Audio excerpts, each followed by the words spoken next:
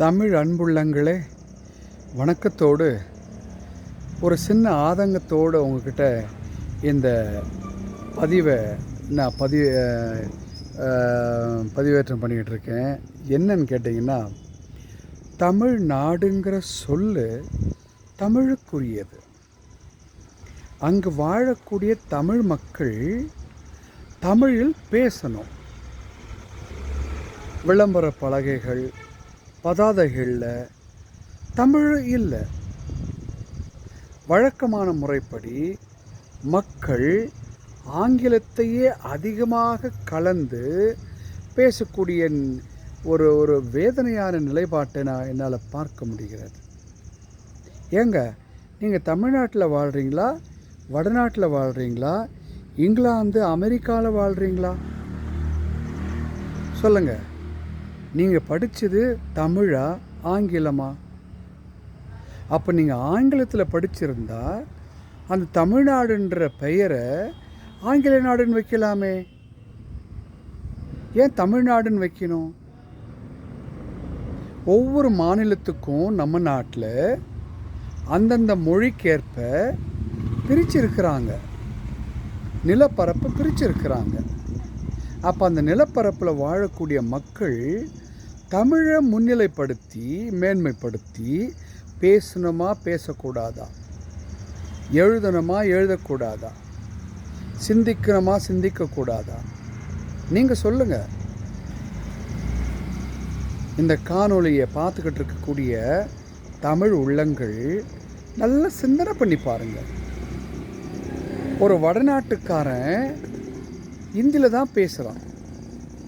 நிறைய சொற்கள்,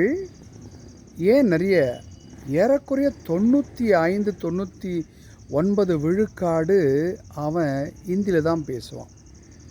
ஏதோ ஒரு விழுக்காடு இடையில் ஏதோ ஒரு சில வார்த்தைகள் வந்து போகலாம், அல்லது சொற்கள் வந்து போகலாம். ஆனால் தமிழ்நாட்டில் இருக்கக்கூடிய நீங்கள் அப்படி இல்லையே. 60-70 விழுக்காடு ஆங்கில சொற்களையே கொண்டு வரீங்களே.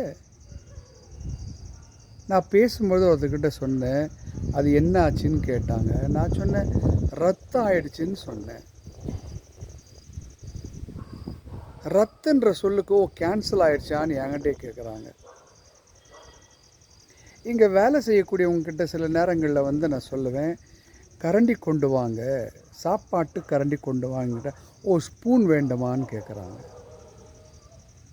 இப்படி படித்தவர்களும் படிக்காதவர்களும் ஆங்கில சொற்களையே அதிகமாக பயன்படுத்தினா தமிழர்களுக்கு இது ஒரு பெரிய இழுக்கு இல்லையா?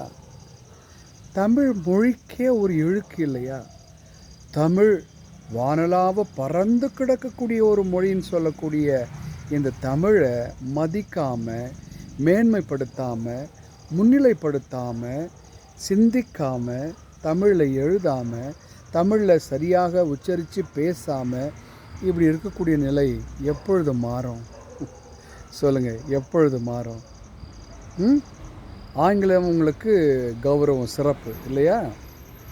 தமிழில் பேசினா வெக்கம், நாணப்படுவது, கூச்சப்படுவது, ஆங்கில சொற்களையே கொண்டு வந்தால் ரொம்ப படிப்பாளிங்கிற நிலையில் நினச்சிக்கிடுறது, மற்றவங்கிட்ட நினைக்க வைக்கிறது.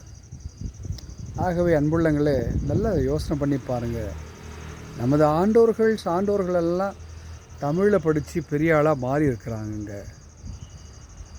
ஆகையினால உங்களுடைய வாழ்க்கையில் நீங்கள் பேசுகிற பொழுது நல்ல தமிழ் சொற்களை கற்றுக்கொள்ளுங்க, கேட்டு தெரிஞ்சு கொள்ளுங்க. அப்படி இல்லையா, கூகுள் அப்படிங்கிற அந்த வாத்தியார் இருக்கார்ல, ஆசிரியர் இருக்கார்ல, அவரிடத்துல போய் அமுக்கி பாருங்கள், உங்களுக்கு நல்ல தமிழ் சொற்கள் வரும். அதை படிங்க, கற்றுக்கோங்க, கேட்டுக்கோங்க. ஆங்கிலத்தில் நீங்கள் கலக்காதீங்க. ஆங்கிலம் மட்டுமே தெரிந்திருக்கக்கூடியவராக ஒருவர் இருந்தால் அவரிடத்துல நீங்கள் ஆங்கிலம் பேசுங்கங்க. என்னங்க நீங்கள் தமிழ் மக்களாகிய நீங்கள் தமிழ் தெரியாமல் இருக்கிறது கேவலம் இல்லையா? இதனால தானே வடநாட்டுக்காரன் தமிழ்நாட்டை ஆள போயிட்டுருக்கிறான். இன்னும் சில ஆண்டுகளுக்கு பிறகு வடநாட்டான் தான் அதை ஆள போகிறான். அந்த நிலை உருவாக்கிக்கிட்டு இருக்கு. தமிழ்நாட்டு தலைவர்களும் இதை சிந்திக்கிற மாதிரி தெரியல. சட்டமன்ற உறுப்பினர்களும் இதை பற்றி சிந்திக்கக்கூடியதாக இல்லை.